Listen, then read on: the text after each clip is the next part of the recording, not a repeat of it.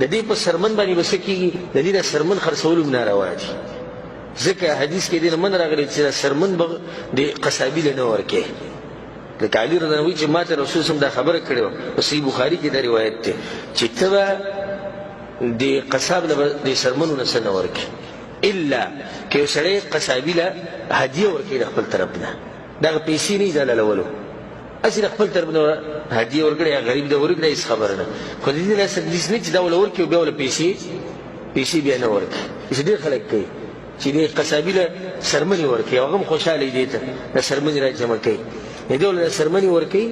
او هغه پیسې ورله بیا نه ورکوي کوم چې هغه مزدوري ورله نه ورکوي نو دا خو ګوره سرمن دې خرڅه کړه که نه خرڅول دې ته وایي که نه دا مسله اوس یاد ساتئ چې د قربانۍ د څاروي څه شی خرڅول د منع وي ځکه چې دا ته الله دپاره صدقه کړې دی نو بیا ته څنګه خپلې صدقې ته واپس راځي او خرڅې د دې نه څه نشي خرڅول بیا دا سرمن چاله ورکولی شي که به خپله دې فایده اخلي به خپله دې فایده واخله او که غریب له ورکې غریب له ورکه غریب له یتیم له کونډې له مسکین له چې څوک ته حقدار ښکاره شو غریب ته ښکاره شو نو هغه له یې ورکولی شي